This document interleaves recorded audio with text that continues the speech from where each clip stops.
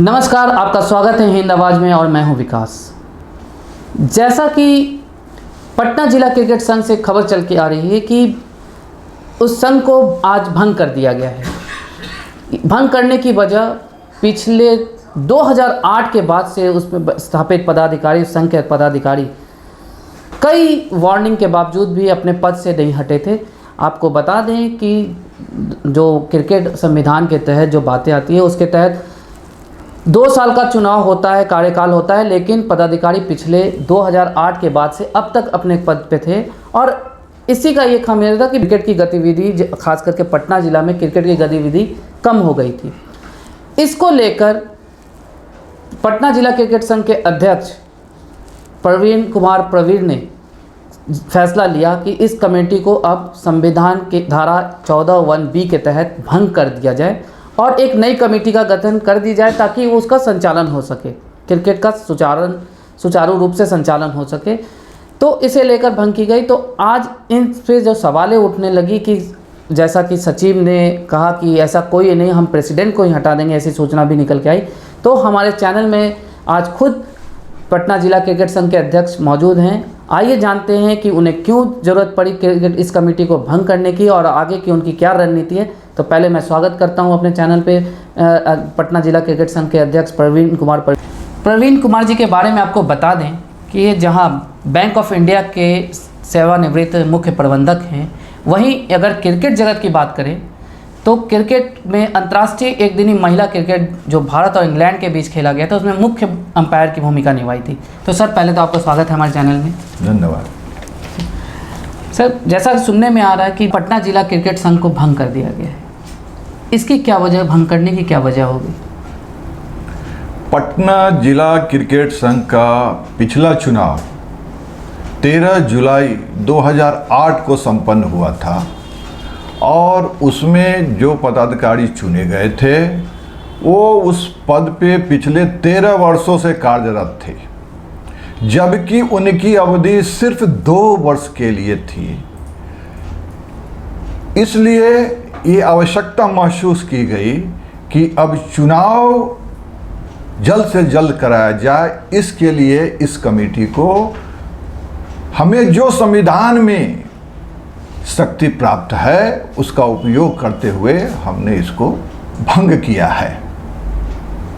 तो सर, ये जो भंग किया आपने, चर्चा में आई कि लोढ़ा कमेटी के अनुशंसा के अनुसार, तो लोढ़ा कमेटी का क्या नियम है अधिकारियों पदाधिकारियों को नियुक्त करने की या उन्हें हटाने की? क्रिकेट जगत में लंबे अरसे से लोग अपने पद पे बने रहते थे। इसको दूर करने के लिए सुप्रीम कोर्ट ने जस्टिस लोढ़ा कमेटी बनाई और उनके अनुशंसा को स्वीकार किया और बीसीसीआई और राज्य के यूनिट को उसने इसके अनुपालन के लिए आदेशित किया।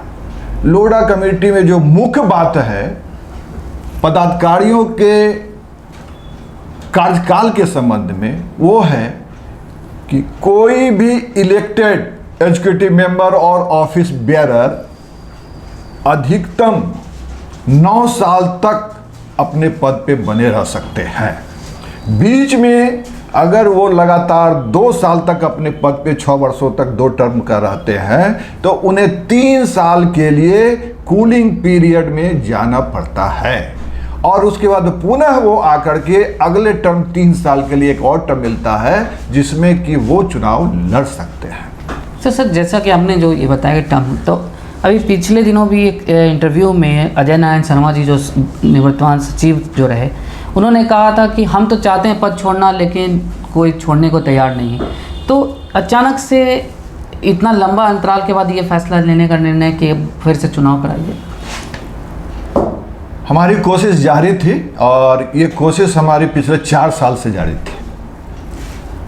बीच में कुछ कोर्ट की वजह से हमारा चुनाव स्टे हो गया, मगर हम प्रयासरत थे और सबको पता है कि लोढ़ा कमेटी में जब 9 साल पूरा हो जाए तो स्वतः उनको हट जाना चाहिए।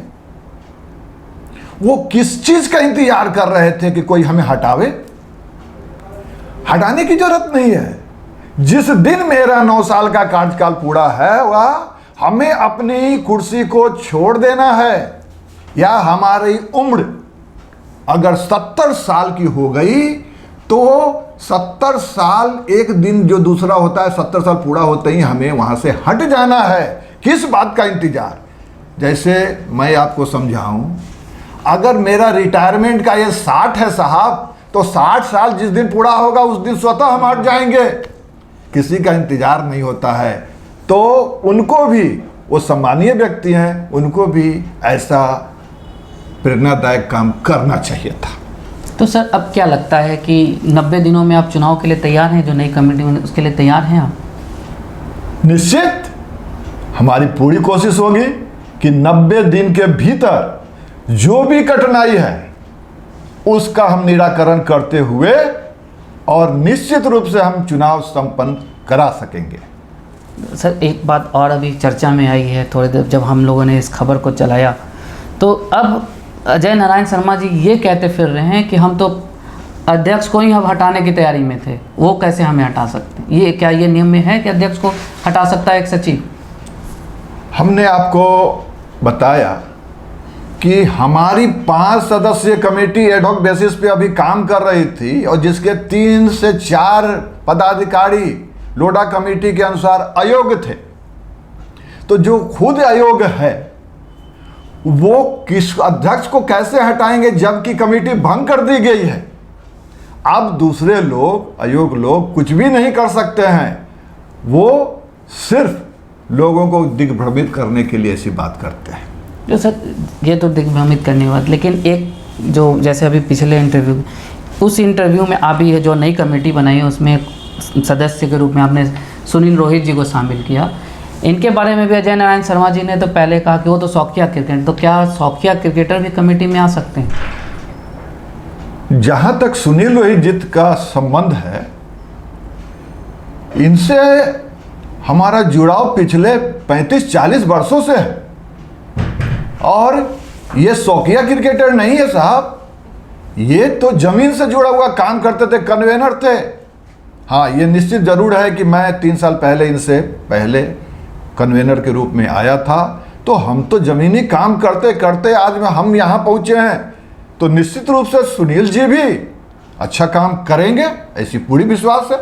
तो सर एक चीज़ और भी जैसी बात है कि बिहार क्रिकेट में कहा जाता है कि अगर अरुण सिंह नहीं हो तो बिहार में क्रिकेट नहीं होगा, तो अरुण सिंह जी को भी हटा दिया गया है, तो इससे कुछ प्रभाव पड़ेगा क्रिकेट, बिहार पटना जिला क्रिकेट को? देखिए, जब लोढ़ा कमेटी ने कहा कि 9 साल, तो सबको 9 साल रहना पड़ेगा। अब हमारा लगाव है तो हमें क्रिकेट के विकास के लिए और भी मार्ग है, हम वैसा काम करते रहेंगे, क्रिकेट क्यों छोड़ेंगे। आज जहाँ तक अरुण जी का बात है, निश्चित रूप से वो क्रिकेट से बहुत जी जान से जुड़े हुए हैं, उनके लिए और भी कई चीज़ें निकल के आएगी जिसमें हम लोग उनका सहयोग लेंगे। अच्छा, लीग के लिए क्या सोचा है सर? क्योंकि पिछले कई लीग हैं जो चाहे सीनियर या जूनियर उनका फाइनल तक नहीं पहुंचा, तो इस साल की लीग का क्या सोचा गया है? ये दुर्भाग्य है कि पिछले 2 साल में हम लीग को कंप्लीट नहीं करा सके, मगर हमने पूरी कोशिश की। 2018-19 में हमारा 19-20 में मेरा लीग शुरू भी हुआ, मगर कोरोना के कारण अधूरा रह गया। और फिर जब इस वर्तमान वर्ष में 1 अप्रैल को जब हमने लीग का शुभारंभ किया, तो फिर से बदकिस्मती वही कोविड-19 जो बोले आप, कोविड के कारण सरकार ने पाबंदी लगा दी कि आप कोई भी सार्वजनिक स्थल पे खेल कूद या अन्य आयोजन नहीं कर सकते हैं, जिसके कारण हम लीग नहीं करा सके।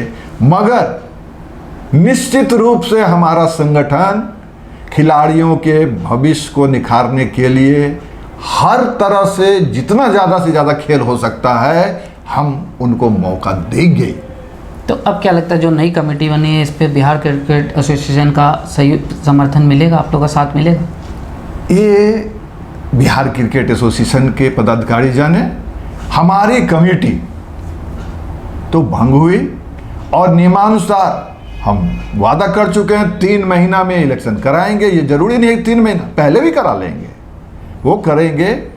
और आपको बता दें कि जो हमारे क्लब्स हैं, जो खेलने वाले हैं, वो दिल से दुआ दे रहे हैं कि निश्चित रूप से जो नई कमेटी आएगी वो उसमें हम लोग का भविष्य सुनहरा होगा।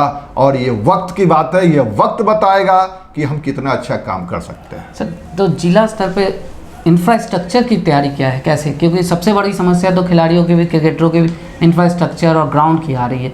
उसके लिए क्या तैयारी होगी नई कमेटी के द्वारा? अभी आपने देखा होगा कि हम बेहतरीन इंफ्रास्ट्रक्चर उपलब्ध कराने का कोशिश किए थे। मोइनुल हक स्टेडियम को हमने 2 महीने के लिए बुक किया, 2 लाख रुपए भी दिए। तो हम तो खिलाड़ियों को, जिस मोइनुल हक स्टेडियम में इंटरनेशनल मैचेज हुए हैं, मैं अपने सीनियर और जूनियर को भी वहाँ मौका देता हूँ। तो ये ज़रूरी है कि पटना में इंफ्रास्ट्रक्चर का डेवलपमेंट कौन करेगा? जिला संघ के पास इतना आर्थिक रूप से हम सुदृढ़ नहीं है कि हम कर पाएंगे, मगर निश्चित रूप से सरकार को इसमें सहयोग करना पड़ेगा और आगे बढ़ना पड़ेगा। और पटना में मैदान की बहुत ज़रूरत है, ग्राउंड्स की कमी है, इसलिए हम थोड़े से मतलब मैदान के कारण और भी जो मैचेज हो सकते हैं नहीं करा पा रहे हैं, मगर निश्चित रूप से सरकार इस ओर ध्यान देगी। ये हमारा सोच है। सर, तो अब उम्मीद करते हैं कि नई कमेटी बिहार में मतलब क्रिकेट का विकास के लिए ही काम करेगी, जिला क्रिकेट को बढ़ाने के लिए काम करेगी। तो धन्यवाद आपका हमारे साथ बातचीत करने के लिए। बहुत बहुत धन्यवाद विकास जी। तो आपने सुना प्रवीण कुमार परवीर जी को। इनका कहना है कि अब नई कमेटी से पूरी उम्मीद है कि बिहार, खास करके पटना जिला क्रिकेट में बहुत तेज़ी से काम करेगी, क्रिकेट का विकास के लिए काम करेगी। रही बात आरोप प्रत्यारोप की, तो उन्होंने साफ कहा कि उनकी उम्र भी हो गई थी, उनके अब दिन लंबे समय तक चला गया था अजय नारायण शर्मा जी को, उनको तो स्वतः छोड़ देना चाहिए था।